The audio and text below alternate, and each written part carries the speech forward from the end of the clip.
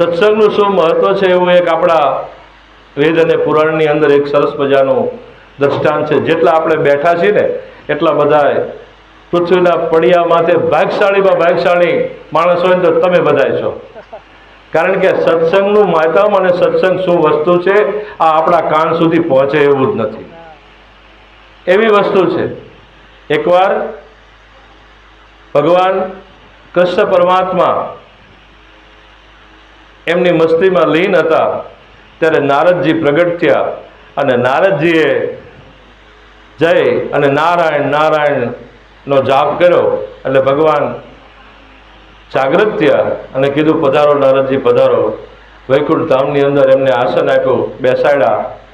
પછી થોડી ઘણી બધી આલોક પરલોકની બધી વાતો કરી અને પછી કહે છે કે હવે પ્રભુ હું વિદાય લઉં.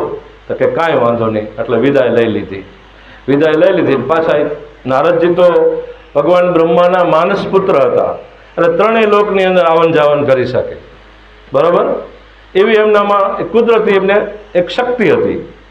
એટલે નારદજી તો ઊભા થઈ અને ત્રીજા લોકમાં પાછા નારાયણ નારાયણ કરતા કરતા નીકળી ગયા. ફરીને પાછા એમને એવો મોકો મળ્યો કે લાવન પછી નારાયણના દર્શન કરતો. તો વળી પાછા એ તો એમને ઈચ્છા થાય ત્યારે પાછા વૈકુંઠ લોકમાં ગયા. ભગવાન તો એ બેઠા હતા ક્ષીર સાગરની અંદર પોતે શેષનાગનું આસન કરી અને મસ્તીમાં બેઠા હતા. નારાયણ નારાયણ કે પધારો પધારો નારદજી.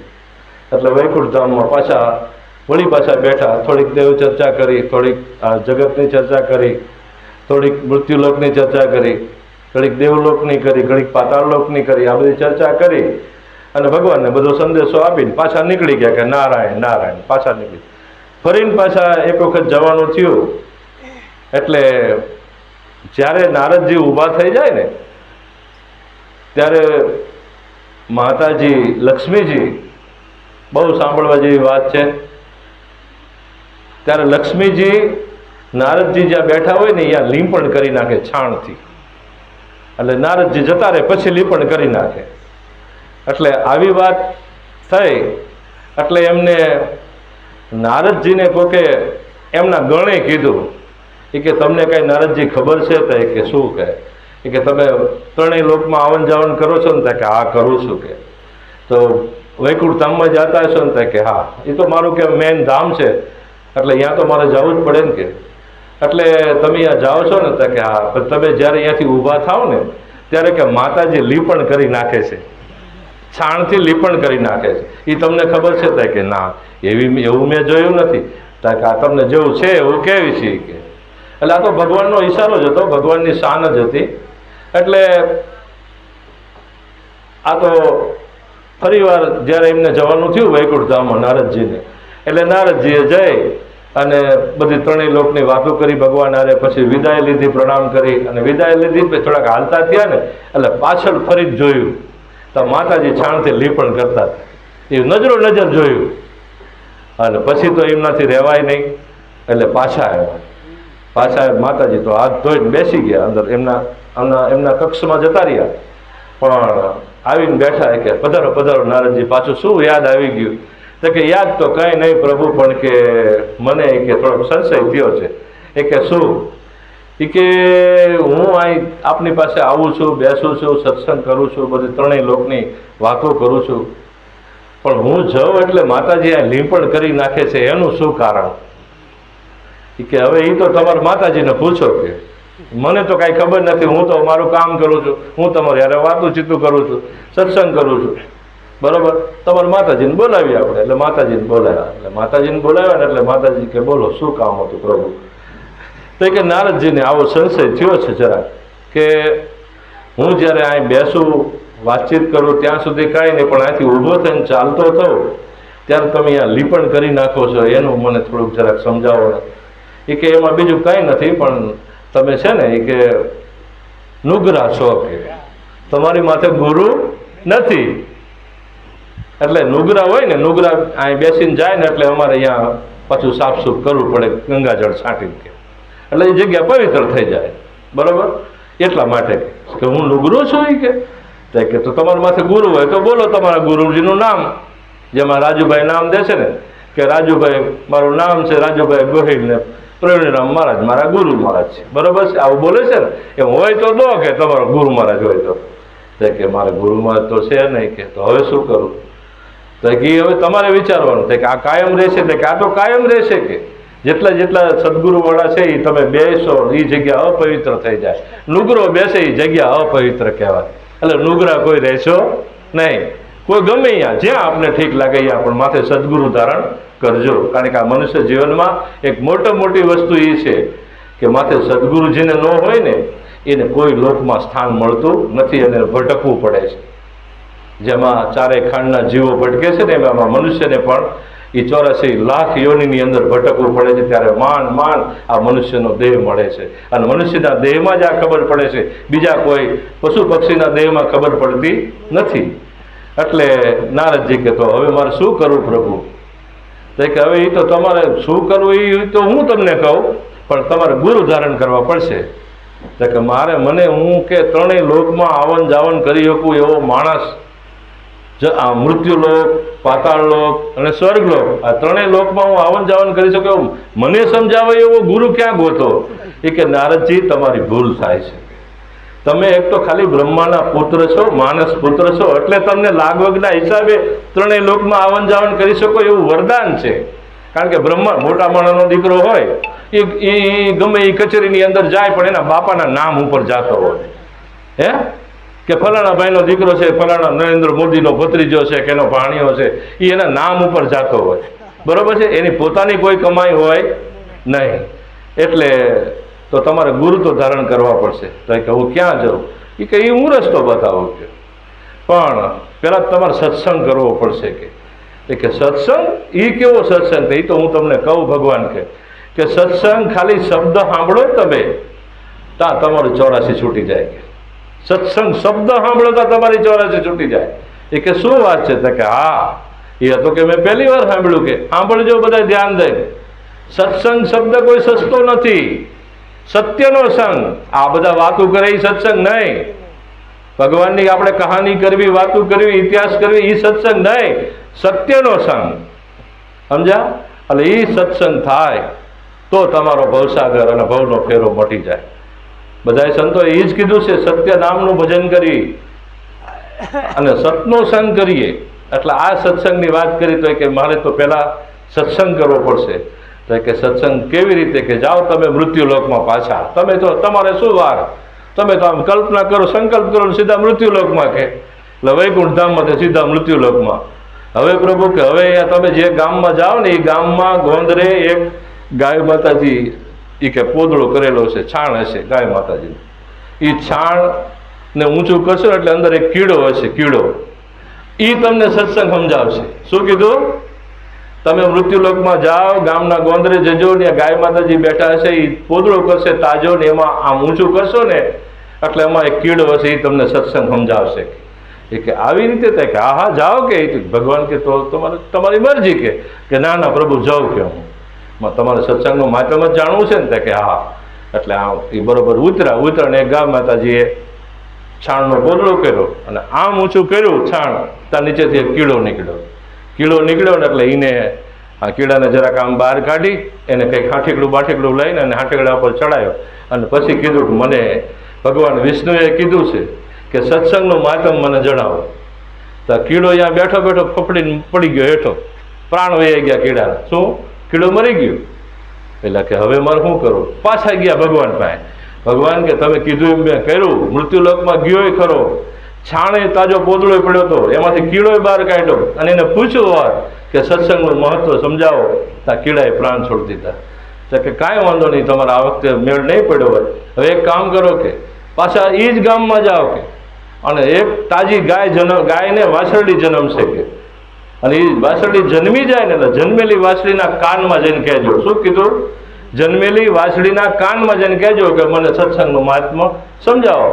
એટલે આ તો નારદજી તો ગયા, સામે જોયું તો ગાય માતાને પ્રસવ થતો હતો. વાછરડી જન્મી, નવરાવી ધોવડાવીને ખીલે બાંધી અને માલધારીને કીધું કે મારે તમારે વાછરડીના દર્શન કરવા છે. કે પધારો નારદજી પધારો. કે એમાં શું કે તમે હાથ મૂકશો તો અમારું ઉદ્ધાર થઈ જશે. એટલે એને તો વાછરડીના કાનમાં જઈને કીધું રમાડતા કે મને ભગવાન વિષ્ણુએ કીધું છે કે સત્સંગનું માતન સમજાવો. વાછડી ગયા પ્રાણ છોડી દીધા, વાછડી મરી ગઈ.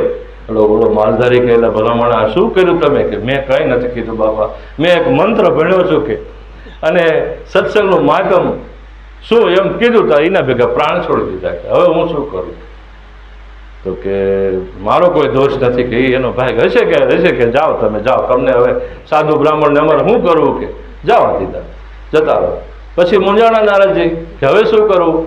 એટલે નારદજી પાછા વૈકુંઠ લોકમાં ભગવાન પાસે ગયા અને ભગવાનને કીધું, ભગવાન એ કે તમે કીધું એમ કર્યું, તાજી ગાય જન્મેલી હતી વાછડી, એને મેં કાનમાં કીધું કે સત્સંગનું મહત્વ સમજાવો, એટલે એને તરત પ્રાણ છોડી દીધા અને માન ત્યાંથી હું જીવ બચાવીને નીકળ્યો. તો કે એવું છે? તો હવે એક કામ કરો કે એ જ ગામમાં તમે જાઓ પાછા ફરીને. એક ઝાડ છે, ઝાડની પોલમાં એક પોપટનું બચ્ચું છે. એ પોપટનું બચ્ચું તાજું વિયાણેલું છે અને તાજા વિયાણેલા બચ્ચાને હાથમાં લઈને પોપટ ઉડી જાય ને પછી એને કાનમાં કહેજો કે મને સત્સંગનું માતમ સમજાવો. એટલે આ તો આવ્યા નીચે, એક ઝાડ જોયું, ઝાડની અંદર પોપટ હતો, પોપટ ઉડી ગયો બહાર. એટલે એના બચ્ચાને હાથમાં લઈને કીધું મને સત્સંગનું માતમ સમજાવો. તો એને પ્રાણ છોડી દીધા. એ ફડફડતું પડ્યું હેઠું અને અહીંયાથી જે ભાગ્યા છે ભગવાને કે તમે જ્યાં મને મોકલો ને ત્યાં હું આ સત્સંગ શબ્દ કહું તો મરી જાય છે માણસ, પ્રાણ છોડી દે છે. કે હવે શું કરું? કે હવે એક ઉપાય છે કે 3-4 ટ્રાય તો થઈ ને, કહેતા કે હા હવે એક ટ્રાય મારી લો, કે જાઓ મૃત્યુ લોકમાં પાછા. એ કે એ ગામ રહ્યું ને, એ ગામમાં એક રાજા છે અને રાજાને ઘણા વર્ષે દીકરાનો જન્મ થયો છે કે અને એ કુંવરનો જન્મ થયો છે ને એ કુંવરને જો તમે પૂછો તો એ તમે જવાબ દેશે કે આ કે ભારે કરી કે આ તો બધા પશુ પક્ષીને એવા બચ્ચા હતા ને એવાને અડોલ મરી ગયા, આ કુંવર મરી જાય તો મને યાન્યા મને કે ફાંસીની સજા જ કરે. નારદજી હલવાણા, એ તો તમારે જાણવું હોય તો કે બાકી હું તો તમને જે રસ્તો છે એ બતાવું. ભગવાન કે કસોટી તો કરે ને, આ તો ભગવાને કીધું દેવા દાદા, એટલે તમારે જવું પડશે. આ તો ગયા. એવું નાનું એવું ગામ હતું, ગામની અંદર એક રાજા હતા, રાજાના ઘરે ઘણા વર્ષે પુત્ર જન્મ થયો. હવે પુત્ર જન્મ થયો એટલે બધા તો બધા દેતા જ હોય, ત્યાં બધું ચાલતું હતું, બધું ઓલું આપણે બધા બર્થડે ઉજવો એમ બધી ઉજવણી ચાલતી હતી. એમાં નારદજી નારાયણ નારાયણ કરતા કરતા આવ્યા ને બીતા આવ્યા. એટલે રાજા કે પધારો પધારો નારદ મુનિને કોણ ન ઓળખે? બધા ઓળખે. એટલે નારદ મુનિને આસન આપ્યું, બેસાડ્યા. એ કે આ શું બધો ઉત્સવ છે?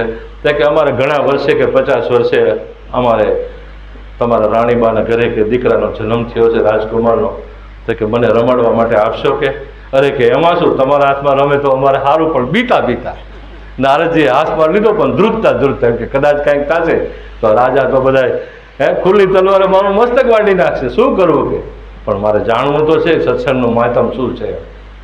એટલે ધીમે ધીમે કરતા રાણીવશમાં ખબર પડી કે એક નારદ મુનિ આવ્યા છે ને એ આપણા દીકરાને રમાડવા માટે બોલાવે છે. તો કે આપો ને. કે એક દાસી ગયા અને એને હાથમાં આપ્યો, કાનમાં રાખી અને બીતા કીધું કે સત્સંગનું માતમ મને સમજાવો. એટલે ઓલાએ રોતા એને કાનમાં કીધું કે હજી તમને ન સમજાણું માતમ? શું કીધું? હજી તમને માતમ ન સમજાણું? કે 4 5મો ધક્કો છે આ તમારો. તમે ખાલી સત્સંગ શબ્દ બોલ્યા ને ત્યારે હું ઓલો છાણનો કીડો હતો કે, અને બીજી વાર કીધું ને તો ગાયના પેટે હું વાછરડી થયો, અને ત્રીજી વખતે તમે કીધું ને તો પોપટનું બચ્ચું થયો, અને આ ચોથી વખતે તમે ખાલી આવ્યા ને તો હું રાજકુમાર થયો. તમે વિચાર તો કરો, ખાલી સત્સંગ શબ્દ સાંભળવાથી આટલું માતમ છે દેવાભા. સત્સંગનું આટલું બધું માતમ છે, તમારા લક્ષ 84 તૂટી જાય. એટલે પહેલા તો ખૂબ સત્સંગ કરો, અને સત્સંગ કરો પછી સત્સંગમાંથી જ્યારે તમને મન ઊંચું થાય કે હવે મારે સદગુરુ કરવા છે, તો કોઈ પણ તમને જ્યાં ઈચ્છા લાગે ત્યાં કોઈ સદગુરુ પાસે જાય અને હું કોણ છું ને હરી કેવા છે આની મને સમજણ આપો, આ વાત કરવાની, અને મારી 84 મટાડો. પછી પાછા આપણે નારદ મુનિની વાત ઉપર આવી. નારદ મુનિને ખબર પડી છે કે આટલું બધું માતમ સત્સંગનું છે. આ બધા ગાંડા નથી થઈ ગયા, બધા સત્સંગ કરે છે રાત દિવસ 24 કલાક. માણસો સત્સંગનું કેટલું બધું માતમ છે, જેને સત્સંગ સમજાણો છે એની વાત છે. તો નારદજી પાછા ભગવાન પાસે ગયા. હવે ભગવાન કે મને સત્સંગનું માતમ સમજાઈ ગયું કે કીડામાંથી, સામાન્ય હાવ એક કીડામાંથી જો રાજાના ઘેરે અવતાર થતો હોય તો આટલું બધું માતમ સત્સંગનું હશે તો એ સત્સંગ કેવો હોય છે? તે કે એની વાત જવા દો, તમે 184 મટી જાય. ભગવાને શું કીધું? 184 મટી જાય તો તમે સત્સંગમાં જાઓ તો, સદગુરુ માથે ધારણ કરો તો, અને મટી જાય છે ને બધાને 184 કે ઊભી રહે છે? હે, જે સદગુરુ શરણે ગયા હોય એને પૂછી લેજો, તમારી 184 મટી જાય કે ન મટી જાય? ભગત મટી જાય ને? વિનુભાઈ મટી જાય ને?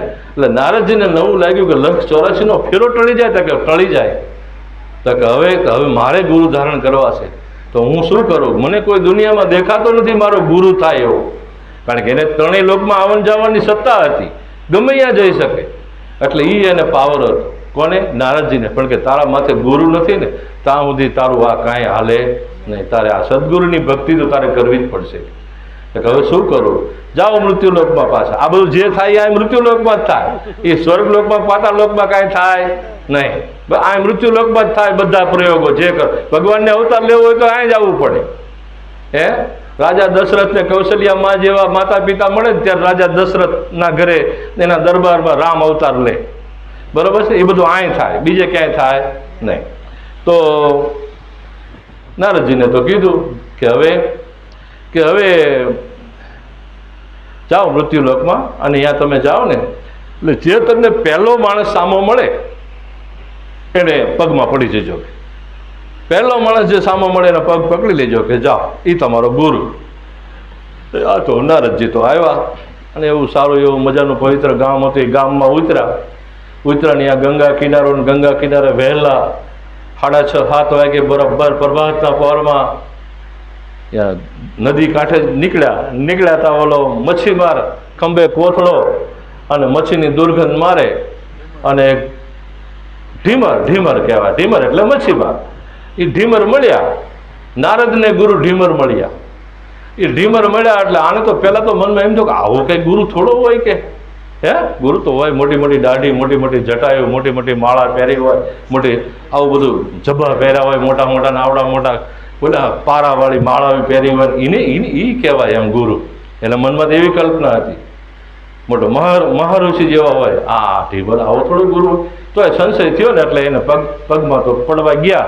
હા કે ઓલો ઢીમર બિચારો કે અરે નારદજી તમે ઉઠીને આ મને, અરે કે ના મને ઉપરથી ઓર્ડર છે કે. શું કીધું?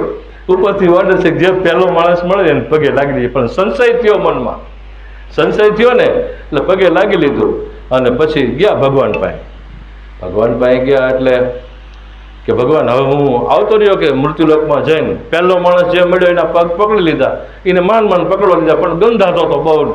એને ખંભામાં કંઈક જોડી જેવું ભરાયું હતું, ને એમાં માછલીની દુર્ગંધ આવતી હતી કે. અને આવો ઢીબર જેવો હતો કે તને સંશય થયો ને કે જા પાછો મૃત્યુલોકમાં. ગુરુ ઉપર જેને નિષ્ઠા ન આવે એ પાછો મૃત્યુલોકમાં. સમજા? આ ગુરુ ગીતાનું સૂત્ર છે પહેલું. જેને કોઈ પણ ગમે એવો ગુરુ હોય, પણ ગુરુ ઉપર જે નિષ્ઠા ન બંધાણી એ પાછો મૃત્યુલોકમાં પાછો પડે.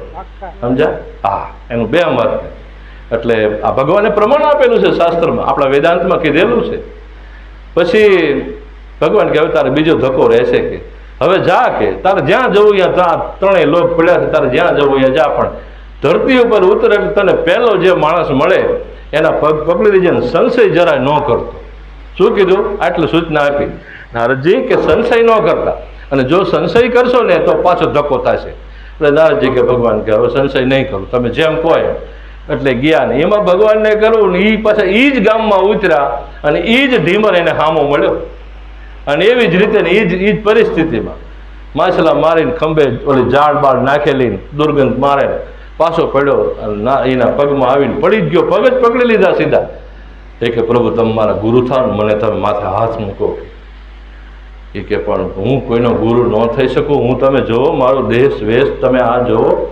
હું તો એક ઓલો શિકારી છું, પારધી છું, ઢીમર છું, મચ્છીમાર છું, અને તમે ઉચ્ચ કોટીના બ્રાહ્મણ છો. તમે ત્રણેય લોકમાં આવન જાવન કરી શકાય એવા નારદ મુનિ, ભગવાન બ્રહ્માના માનસ પુત્ર છો, અને તમારો ગુરુ હું થઈ શકું કે જેમ કહે. પણ મને મારા ભગવાને કીધું છે કે હવે એની માથે હાથ મુકાવીને તો આવજે, એ તારા ગુરુ કે.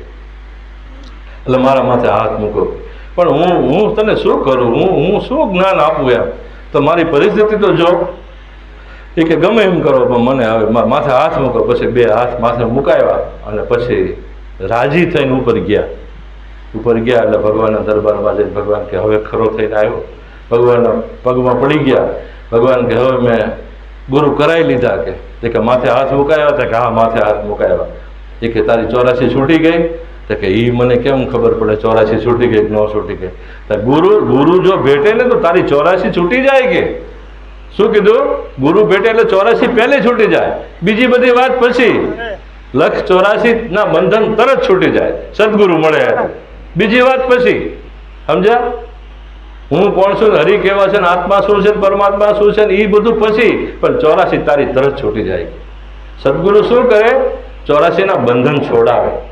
આપણને જે 84 ની બીક છે ને એ બીક ટાળી દે. સદગુરુ એ કામ કરે.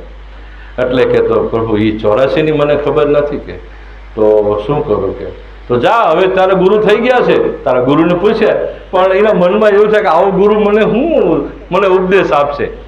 સમજ્યા? એટલે આ તો ભગવાનની લીલા હતી, બધી પરમાત્માની લીલા હતી. આને જ્ઞાન આપવાનું હતું અને એ કોઈ નહોતો, ભગવાન જ હતો. પણ આ તો બધું એને સમજાવવા માટે, ઘેડ પાડવા માટે કે તું બહારના રંગરૂપમાં રાજતો નહીં, જે કંઈ છે એ ઘટોઘટની અંદર હું જ બિરાજમાન છું. પણ તને ભરમાવવા માટે આ બધી લીલા કરી છે. એટલે પાછો મોકલ્યો અને પાછો નારદજી આવે છે અને એ ઢીમરને મળે છે, પગમાં પડી જાય છે. પ્રભુ મને મારી 84 છોડાવો. એટલે ઢીમર એ પણ ઢીમર હતા. અને ઢીમરે શું કીધું? તને કોને કીધું 84 નું? કારણ કે જેને ખબર હોય એ જ કે 84 છે. ને આવડા અમને બીજાને બિચારાને શું ખબર હોય કે આપણા માથે 84 છે? પણ જે ભજન સત્સંગમાં જતા હોય, જે સાધુ સંત ભેગા બેહતા હોય, જેના માથે સદગુરુ હોય, એને ખબર પડે ને 84 શું છે. બીજાને થોડી ખબર પડે કે? એટલે કોઈ જાણ ભેદું એ તને કીધું કે મને ભગવાન વિષ્ણુએ કીધું. કે હા, તો સાચું. કે હવે એક કામ કર, હવે તું પાછો ભગવાન પાસે જઈ આય. કે ભગવાન 84 કેવી હોય? કે પાછો નારદજીને લેફ્ટ રાઈટ કરાવી. પાછો એ દેવા દાદા ગયો. નારદજી ક્યાં ગયો? ઠેઠ ભગવાનના દરબારમાં, વૈકુંઠમાં. ત્યાં જઈ અને પાછું કીધું કે ભગવાન, મારા ગુરુએ કીધું છે મને 84 બતાવો કેવી હોય. હે ભગવાન એ હલવાણા. ભગવાન કે હવે સામે મળ્યો છે, જાણે ભેદું કહો. બરાબર ને? તો 84 તો મારે તને બતાવવી પડશે. મેં તને મોકલો છે 84 છોડવા માટે, તો મારે તને બતાવવી પડશે.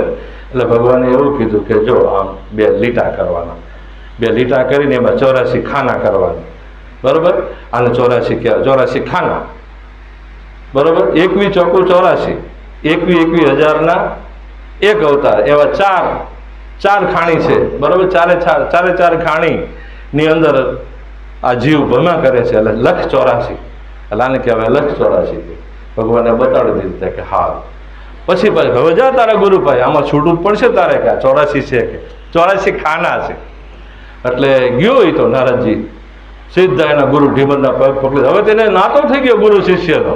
હવે તેને એમ થઈ ગયા જે છે એ આજ મારા ગુરુ, આજ મારા ભગવાન. એટલે ત્યાં જઈને એ કે પાછો આવ્યો નારદજી. કે હા પ્રભુ. કે શું? કે મારા ગુરુએ એટલે મારા ભગવાને મને 84 બતાડી. કે એમ બતાડી? કે હા. એ કે કેવી હોય દેખાડજો. કે આમ લીટો કર્યો, એક આમ લીટો કર્યો, ને એક આમ લીટો કર્યો, આમ લીટો કર્યો. આમ લંબચોરસ દોડીને મેં 84 ખાના કર્યા. બરોબર? આ 84 ખાના કર્યા. કે આ 84 ટકા હુઈ જાય. ગડગડતો આનકો નીકળી જાય. નારદજી હુઈ ગયા રેતીમાં, નદી કિનારે. અને હુઈ ગયા ને ગડગડતા 3 ગરોડિયા ખાધા હતા. તો ઓલકો નીકળી ગયા. જા કે હવે તારી 84 છૂટી. શું કીધું? 84 બાદ છૂટી ગયો કે તું હવે જા ક્યાં વિષ્ણુને. વિષ્ણુ કે શું કર્યું? તો કે મને 84 દોરાવી, 84 પૂર આવ્યો. આ બધા 84 જ આપણે હુતાશી ને આ બધા. આ 84 હુતાશી, 84 ના ચક્કરમાંથી ગુરુ મહારાજ 3-4 ગરોટિયા ખવડાવ્યા, 84 બહાર કાઢી મૂક્યા. શું કીધું? આ 184 માંથી છોડાવે એ સદગુરુ કહેવાય. આ મહિમા છે. એટલે ભલભલાને કોઈ, હું એમ કહું છું, કોઈ ગોમાં ન રહેતા, ગમે એવો આશો પાતળો સદગુરુ ધારણ કરજો તો તમે માર્ગે ચડી જશો. નકર માર્ગે નહીં ચડો તો ગામ નહીં આવે, જંગલમાં ભટકવું પડશે. હે એવો મહિમા છે. અને ગુરુ મહારાજની આજ્ઞા એટલે જો ગુરુ મહારાજની આજ્ઞા ક્યારેક આપણને ધર્મ સંકટમાં પણ નાખી દે. ગુરુ મહારાજ કે એમ કરવું જ પડે. જો એમ તમે ન કરો ને તો તમે પાછા ભવસાગરની અંદર એવા ભૂલા પડી જાવ તમને એનો કિનારો ન મળે ક્યાંય. કારણ કે એને કીધું કે આ જ ઊભો રહેજે, આથી આગો પાછો જો ગયો તો પતો લાગશે નહીં. આ ગુરુ મહારાજ એટલા દયાળુ છે. એટલે આપણને એમ કહે છે કે ભાઈ તમે ગુરુ મહારાજની આજ્ઞાનું ઉલ્લંઘન ન કરતા, પૂછી પગલાં ભરજો તો તમને વાંધો આવશે નહીં. તો આપણે મહાભારતમાં એક દૃષ્ટાંત આપણે જોયું છે. ધર્મ સંકટ આવી જાય ઘણીવાર, આપણે સંસારમાં રહેવી છીએ, સંસારિક માણસો છીએ. તો મહાભારતનું યુદ્ધ ચાલતું હતું, એમાં યુદ્ધ એટલી બધી પરાકાષ્ઠાએ પહોંચી ગયું ભીષણ કે માનવ સંહાર થવા માંડ્યો, બહુ માણસો મરાવા માંડ્યા બે પક્ષની અંદર, અને ભયંકર યુદ્ધે રૂપ પકડી લીધું. એટલે કૃષ્ણ ભગવાન યુદ્ધના મેન સુકાની હતા. ભલે કરતા કાંઈ નહોતા, એ અકર્તા હતા, પણ યુદ્ધના સુકાની એ હતા. આખું યુદ્ધ એના આધાર ઉપર હાલતું હતું. એટલે કૃષ્ણ ભગવાન અર્જુનની સામે તાક્યા. અર્જુનને કે હવે આપણું આ લશ્કર આમ સંહારના પંથે છે, બે કોઈનો લશ્કર એમાંનો વિનાશ પામવાના બોલે છે. કારણ કે મહાન મહાન યોદ્ધાઓ હતા, જે અર્જુનના ગુરુ દ્રોણાચાર્ય અને એ બધા ભીષણ યુદ્ધ કરી રહ્યા હતા. એટલું બધું યુદ્ધ કરી રહ્યા કે હમણાં અર્જુનને પ્રાણ લઈ લેશે. એટલે કૃષ્ણ ભગવાને તરત જ કીધું કે આ યુદ્ધમાં કાંઈક રીત બદલવી પડશે, આ યુદ્ધની રીત છે. એટલે કૃષ્ણ ભગવાને એમ કીધું કે હવે એક કામ કરો કે આપણા ઓલા મોટા ભાઈ શું નામ, યુધિષ્ઠિરને મારી પાસે લાવો. એટલે યુધિષ્ઠિરને બોલાવ્યા. યુધિષ્ઠિર રાજા કેવા હતા? સત્યવાદી હતા. કોઈની જિંદગીમાં જૂઠું ન બોલે. યુધિષ્ઠિર ધર્મરાજ, ધર્મનો અવતાર હતા. એટલે યુધિષ્ઠિરને મારી પાસે લાવો કે. એટલે કૃષ્ણ ભગવાનની પાસે યુધિષ્ઠિર આવ્યા. બોલો ભગવાન પ્રભુ શું કરવાનું? તે કે તમે એવી જાહેરાત કરો. શું કીધું? કે અશ્વત્થામા નામનો માણસ મર્યો, નરોવા કુંજરોવા.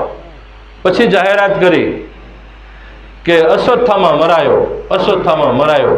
પછી અશ્વત્થામા મરાયો કીધું તો જેનો દીકરો હતો ને, અશ્વત્થામા કોનો દીકરો હતો? ગુરુ દ્રોણાચાર્યનો દીકરો. એના હાથ ધ્રુજી ગયા.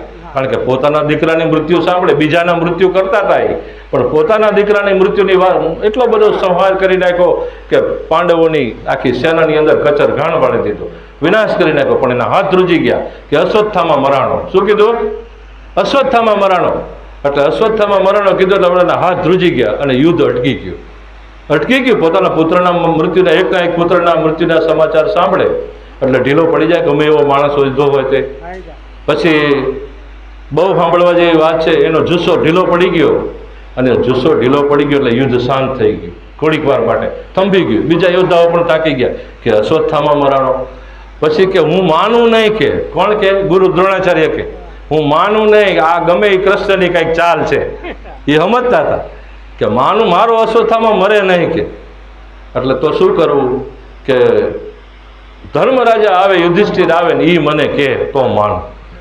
એટલે આ તો ગયા યુદ્ધ કરતા કરતા ચાલુ યુદ્ધે, અને પાંડવોની સેનામાં જઈ અને કીધું કે ભાઈ ધર્મરાજને તમે અહીંયા આવો, કે આ અશ્વત્થામા મરાણો એવી જાહેરાત કોને કરી? તો કે મેં કરી.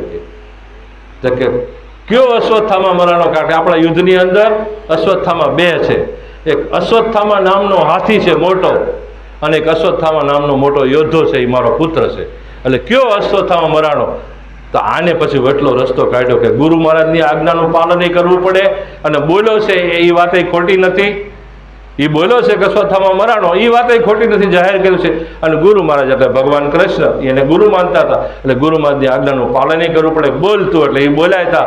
પણ પછી એમ કીધું કયો અશ્વત્થામા? તો કે નરોવા કુંજરોવા.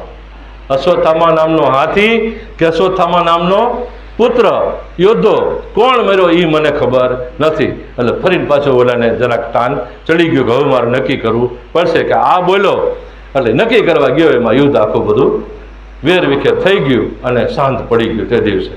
બરાબર. એમ સદગુરુની આજ્ઞાનું પાલન કરવામાં ક્યારેક ક્યારેક આપણને આવું ધર્મ સંકટ પણ આવી જતું હોય છે. આવીને આવી વાત, એક જંગલની અંદર એક સાધુ મહાત્મા, નવા તાજા થયેલા સાધુ મહાત્મા બેઠેલા, અને સાધુ મહાત્મા તપશ્ચર્યા કરે. એની બાજુમાં એક વાડી. એટલે વાડી એટલે કેવી વાડી? કસાઈની વાડી.